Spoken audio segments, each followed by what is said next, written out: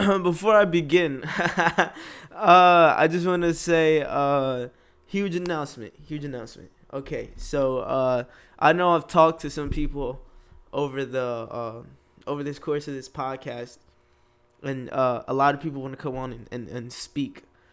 I'm hoping after New Year's, so like, give me like 2 weeks. All right, 2 weeks. I could start bringing people on here. Be able to have guests. So I'm like super excited about that. Got another mic. I just gotta learn how to set it up properly. So like all that stuff. I don't want to do my first one and then like not know what the fuck I'm doing. So I kind of want to get used to it first. Huge announcement, because I know a lot of people have hit me up about that. All right. With that being said, let's get into it, man. Let's get into it. Oops. All right. Damn. Rest in peace, X, man. Rest in peace, X. Holidays are here. Holidays are here. Holidays are here, boy. Christmas.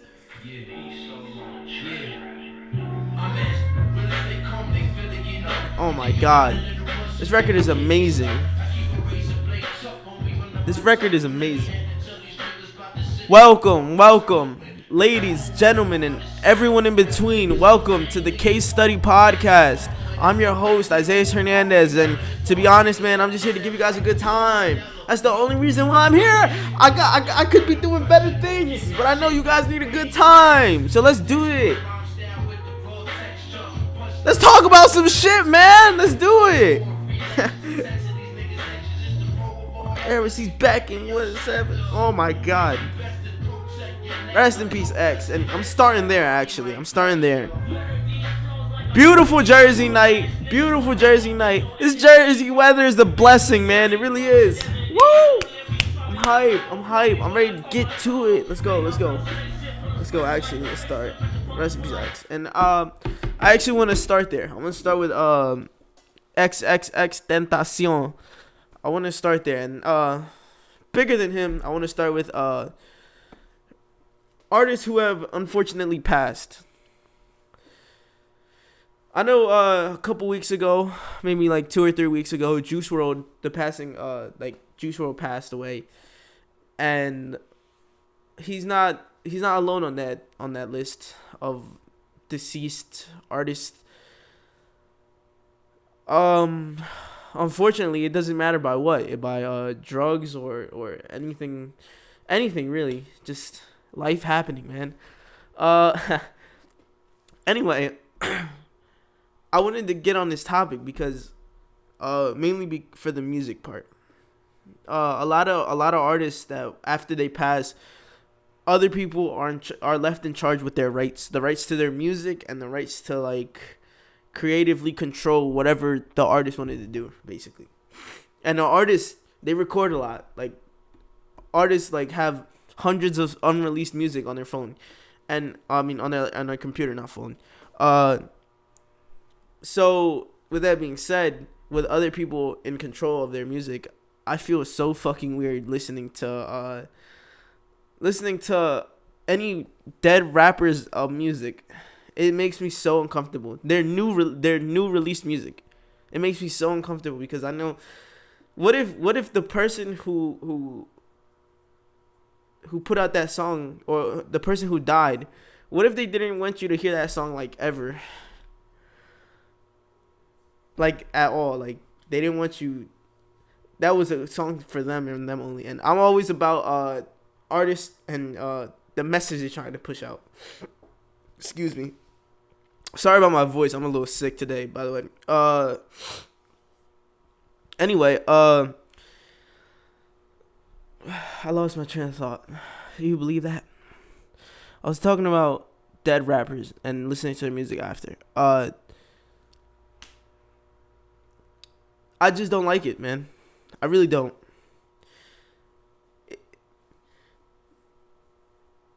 Like, I don't think is anybody else's place. I mean, anybody else's say but the person who creatively made that art. because I consider music art. I know a lot of other people do too.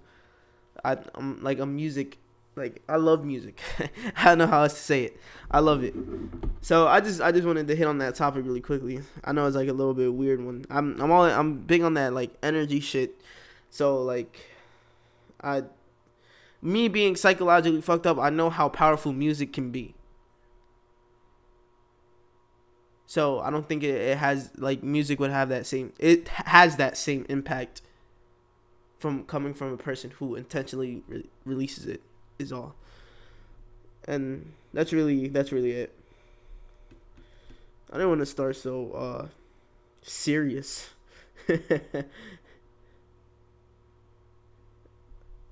Alright, let's move on to this fucking sausage party that happened over social media. So, if you live under a rock or some shit, I don't know how you would possibly miss this, but if you didn't hear, ASAP Rocky's sex tape released, the baby got nudes leaked, and Steph Curry, I think, was among that group too, of getting their fucking penis leaked online everywhere. If you ask me personally, I don't understand personally the fascination with like celebrities. I just like, why are you emotionally attached to someone to the point where you want to see a complete stranger's penis? You know, like, it's weird to me. Fucking weirdo. Like, you don't know this person. You don't know them at all other than what you see online. You just want to see their dick. Is it because you find them attractive? Like, I'm honestly asking. Is it, if it was the attraction thing, I'd probably, I kind of get it. But anything other than that, why? I guess. Anyway, there's not really much to say out there. Their dicks got leaked, man. What do you want me to say? Their packages were revealed. People are fucking nuts, bro. Like, it's crazy. The lengths. Shit. Alright. Never mind. Pardon self. Alright. Anyway.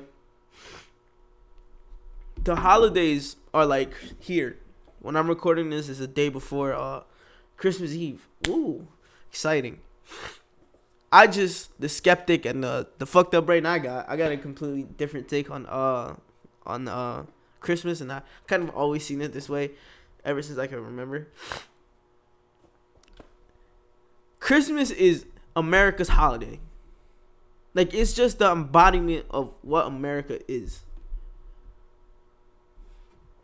You know how much people spend on gifts? Like, either for themselves, like, to boost their own ego, to be like, oh, look, I got you this. Or gifts in general, because they feel pressured to buy a gift. That, Jesus, even if you don't got money, like, enough money to support, like, fancy gifts and big gifts, or gifts at all. Like, I'm talking about the financially unstable. Like, you're pressured, like, you feel pressured. It's like a social obligation for you to be, like, for you to buy a gift for a person. It's America's holiday. Like, what other holiday, like, you gotta spend, like, money, like, real fucking money for, like, people you might not care about? Like, what other holiday can force you into that? And it's not for your gain. They make you believe it's for the sentiment of the people because you love them or whatever. But the companies are still making their money, and people, you know, like, this is the most successful time for Fortune 500 companies. Like, what a genius holiday for America's capitalism. Like, it's so intricate, so smart. This time in Black Friday is a day. This is the time of December. I'm talking about a time here where every single day, like, everyone, even if it's not anything like big, you just like have to to not be a dickhead because that person is probably giving you a gift. I just don't see it. Like, I have a tough time understanding the sentimental part of companies pulling a lot of money out of your pockets. Is all. It's amazing. It's really I love it. It's the embodiment of America. It's what it's like what America is. Let's get back a little bit more serious, man. Man. Trump got impeached. That's crazy. I personally did not think it would happen. I was very skeptical of the entire thing. I didn't think government and the makeup and the perception of government, I don't think they would have allowed this to happen. But they did. Because I think it would make them look too chaotic. That's why I thought it wouldn't happen. I think politicians and government officials care about their image a lot. And this is a big thing. Like, people put a lot of stock into it. Like, people might not know what it means, but they have a general understanding. Everyone has a general understanding of what impeachment means. It's bad. It's not what you want to be because only 2 other people have been impeached ever. So, even if you don't know what it means, which doesn't matter, it's huge. People who don't give a fuck about politics are now turning their eye and seeing this. Like, it's not the attention that politicians and the government itself wants. And for the actual impeachment, like, he's not gonna get removed from office, but it's a strong enough term for people to start paying attention to politics more. Like, impeachment, just the word. People know what it carries. And I don't think the actual impeachment will go through. Again, like I said, I'm like super dismissive of everything. I don't think really politics is like cares for the actual like problems that are going on in the world. And they'd rather focus on the they'd rather have the focus of the world on America, because this is like a national issue. So they'd rather have the rest of the world focus on America than like other countries' problems. That's just my skewed, twisted mind of thinking. Like, I know I take a complete different angle at the reality of what's happening, but yeah, man. What else do you want me to say? It's not anything. I don't think anything's gonna come of it. I just think it's a popularity move. Like, what do you want from me, man? All right, so I'm festive today. Listen to the Mariah Carey, "All I Want for Christmas Is You." I listened to that on my while I was setting this up, and got the Eagles hat, and that's what I wanted to talk about. My fucking Eagles. They basically made the playoffs by beating Dallas Sunday night. They beat them 17-9. And I know this isn't a sports podcast because not enough people give a fuck about sports, but I'm gonna talk about it anyway because we did it, man. We broke a 4-game losing streak against them bitches. We prevailed with practice squad receivers. Yes, that's exactly what I needed to see from my quarterback.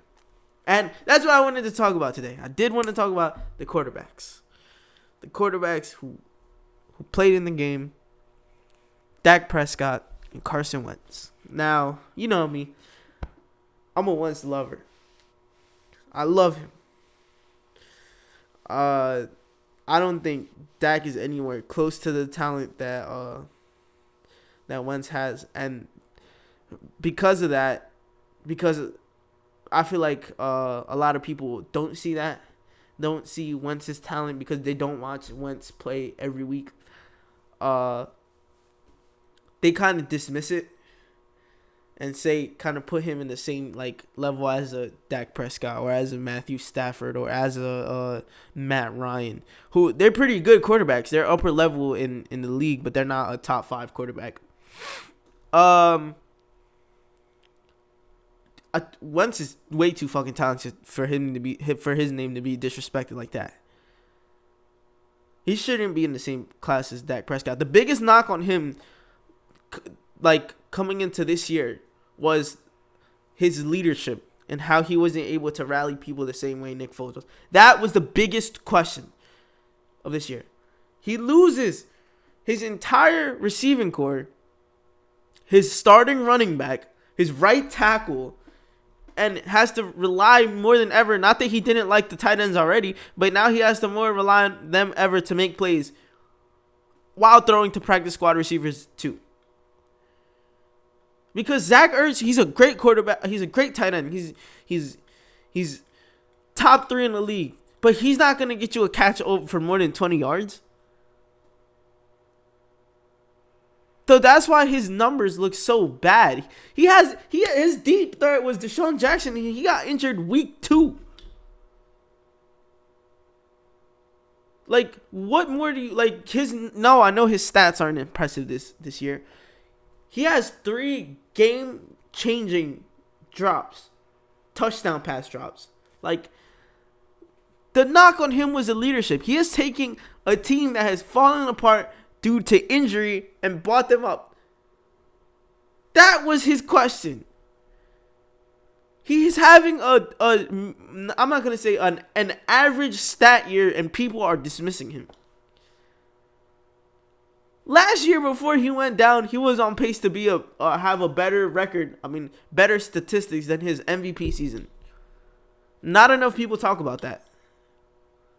The knock on him was his ability to not be able to lead a team. Something that other quarterbacks like Dak Prescott have gotten credit for. Dak Prescott lost with his three receivers, 3 healthy starting receivers that are better than the 3 receivers that we have starting, and they're not even there. And we have to play with practice squad receivers.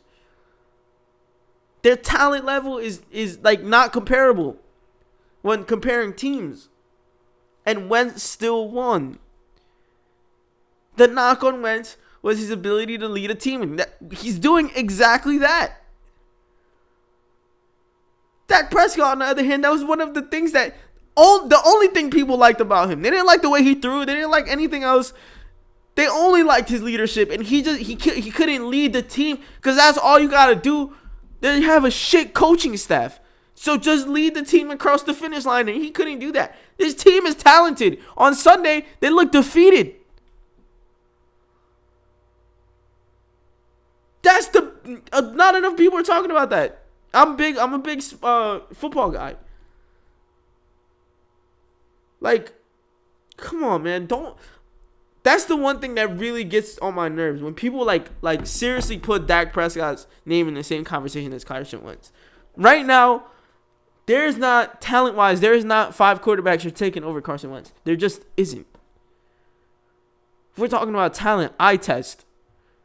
No way you can name 5 quarterbacks that you're taking in front of Wentz. I'm taking Lamar Jackson, Watson, Rodgers, Mahomes, and Wilson. 5. That's it.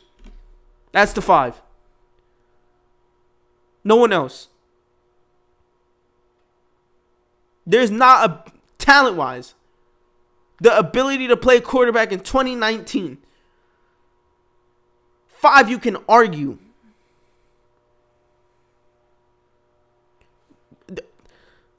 People love to focus on Carson Wentz's offense and when he's been able to do that. Besides the fact that they're depleted and covered with injuries, they never talk about his defense. Ever.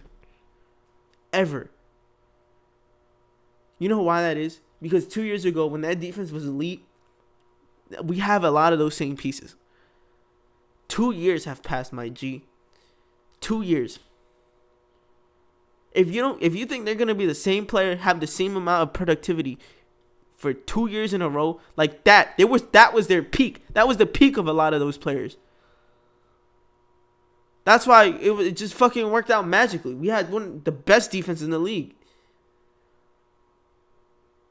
2 years later, some of that talent is gone. You can't recapture it. Your body is different. the years start to pile on. Like, it's not the same defense. They're ranked like they're like a mid-pack, middle of the road. We have the worst secondary. They're like a middle of the road defense because our run defense is okay, but our pass defense is, I think, the worst in the NFL. But again, I'm biased because I watch them every single day. I mean, every single week. I'm making an effort to watch my team. So, like, don't.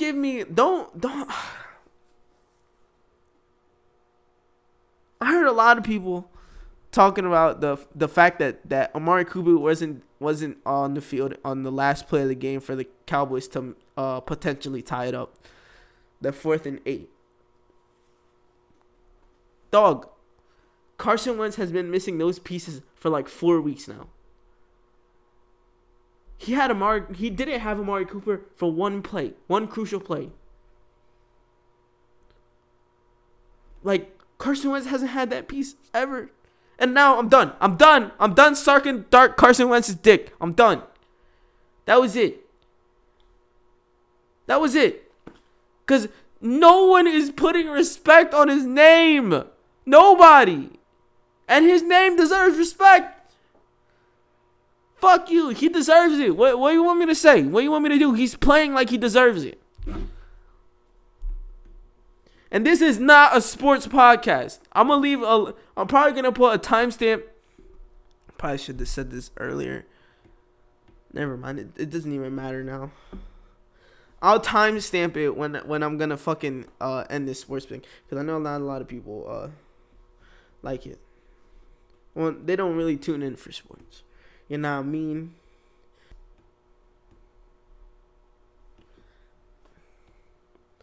All right. Okay. Before I was so rudely interrupted. I want to talk about something that I see every day, or nearly every day, because I work just like everyone else. And there's things that because I work in public with the public, there's things you see and then you just like think about. You think about how fucked up humans are, like, to their essence. Because they're so fucking egotistical and, like, they don't really care about anything else other than themselves. That's the majority of people. I'd say in America, because I don't know anywhere else, or in Jersey, because I haven't been anywhere else. I haven't been anywhere else long enough to know what other people are like. But I'll speak for Jersey, and I'm just going to make the assumption that it's everyone in America. Because everyone does it. Like, there are few people who take time out of their day to not fucking. Okay, so if you don't know what I'm talking about, this is what I'm talking about. I work with people in like a grocery store, and they use the plastic bags, and they do the self-checkout thing, and that's where I am the most. That's where I be at the most.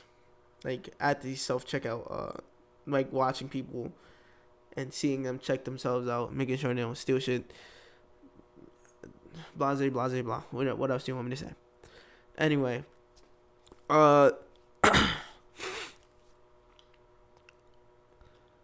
So, you have a lot of time there. Because you really don't do anything unless the person tells you to do something. You're not really allowed to do anything unless the person tells you to do something. So, most of the time, you're just staring at people check themselves out. That's the only thing you're doing, and it's not like you do that for like 8 hours and then you leave.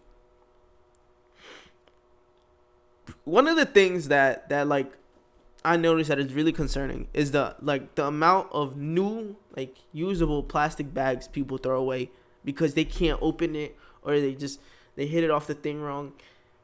Bro, they throw away like stacks of what's it called? Plastic bags because they're like too lazy to open it or like put it back on the rack and then like use it. Because again, it's a very egocentric, like, it's a very like I don't got time to be putting that shit back up on the back on the rack. A lot of people don't. These things go in the trash, and they like wherever trash is disposed, they like.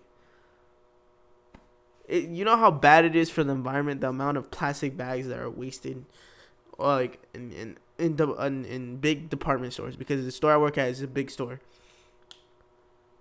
Like, it blew my mind. Like, I sat down and I thought about it like the other day, and it just came to me how fucked up that is.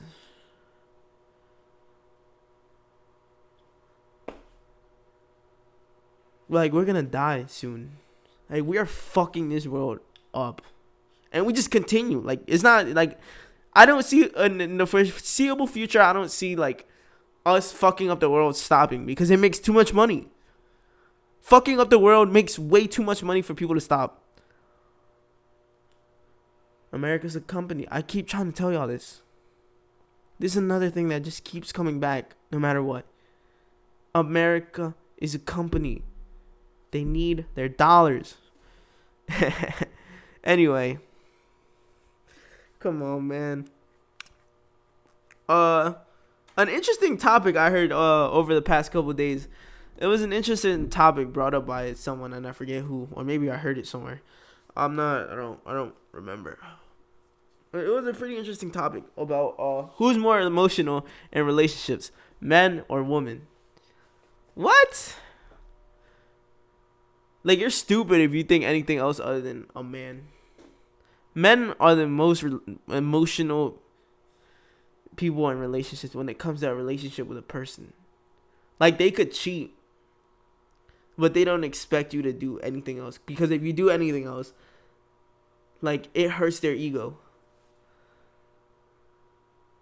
That's just a small example. People, like, another example would be, like, men who get attached to girls that, like, it's not their girlfriend. Like, creep niggas. Like, creep people. I didn't say that word. Creep people. Like, I don't know. Like,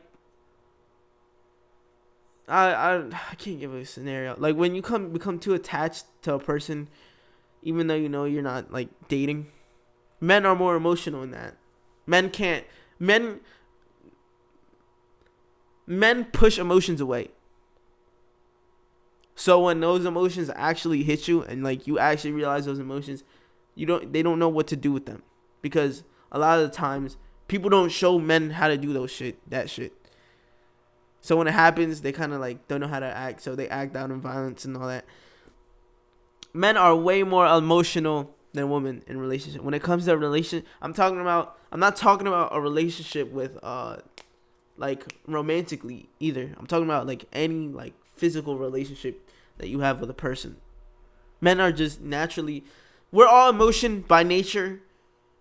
Women just, like, they handle it better than men. It's visible when a man can't handle emotion. I'm saying that coming from a person who struggles to display emotions at the right time.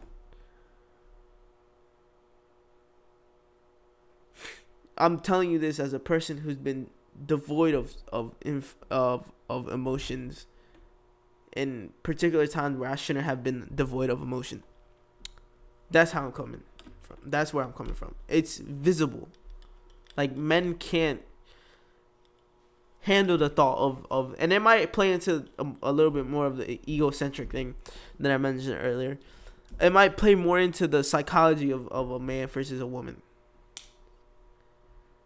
They think too highly of themselves for a fucking woman to dub them. And it happens, dog. You get dubbed. Handle it. Like, you get dubbed. It happens in life. It's not gonna work out every single time, even though the girl is nice. Yes, she's nice. I always say being nice doesn't mean, like, having manners. Like, being nice isn't equivalent to having manners. I don't think that's, like, women have more manners than men. They'll be nice to a person just because men don't be nice to people unless they like them. So once you get nice to them and then they realize that they're not really fucking with you, it hurts. Because you only get nice to people you care about. And you like, yeah, you care about basically. That's all I wanted to say on that.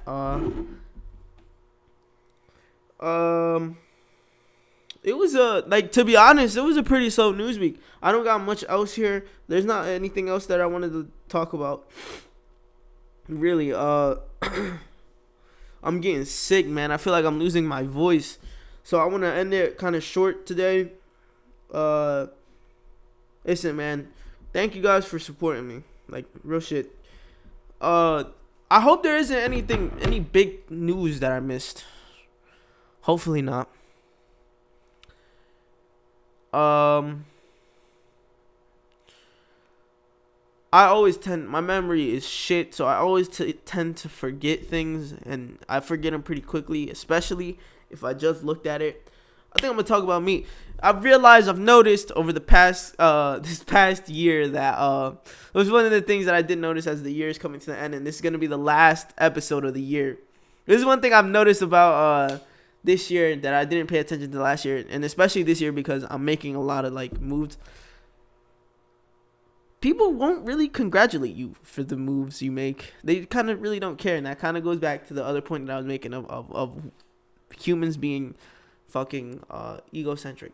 I love seeing people win. Like, I love people being successful. I genuinely love that. Like, I love when people tell me stories of success. There's enough money in this world for everyone. There's enough everything in this world for everyone. Don't ever believe there isn't, despite what people are telling you. It's so fulfilling. Blech. So basically, I say all that to basically say this. I turned 19 this past week. Yeah, I know, happy birthday me. I'm not a big birthday person. But I look back at, I'm like 19 years old now. I'm getting a huge job this coming January, hopefully. I'm in school for the major I want to be in. I want to eventually take up a career in.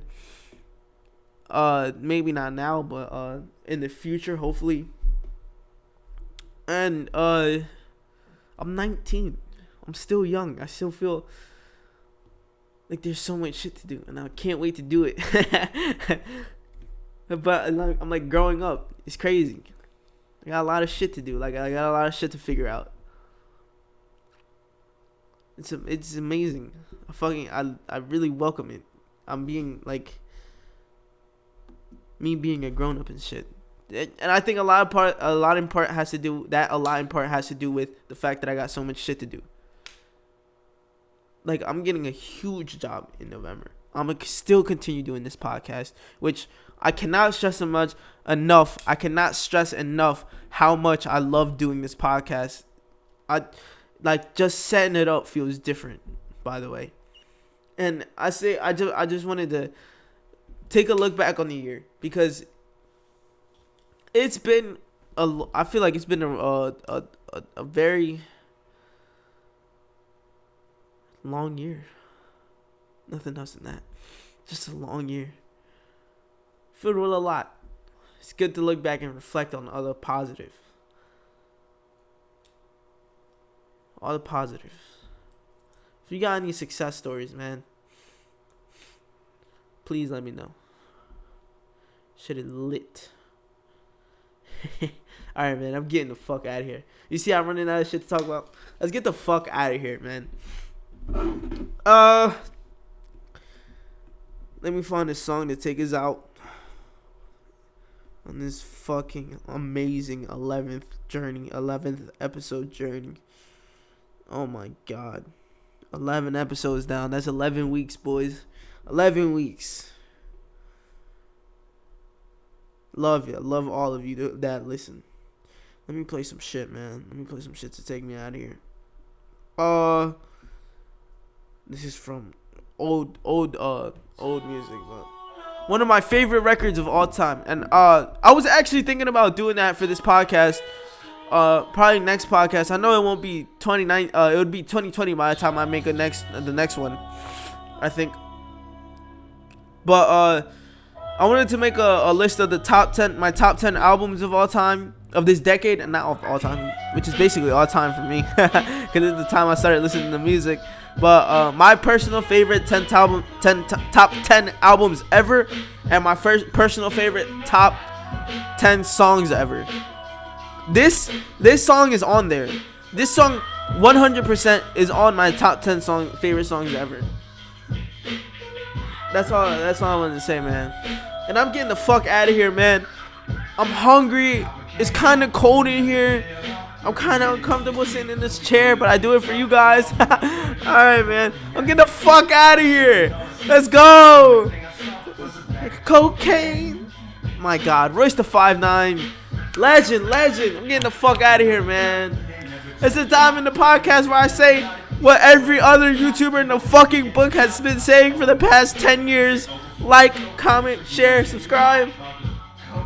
And I'm getting the fuck out of here, man. Stay safe. Be safe, man. Be safe. Your life could change with a phone call, man. Always remember that. I'm getting the fuck out of here, man. I'll be here next week. I promise. Yeah. Let's get the fuck out of here. What a song.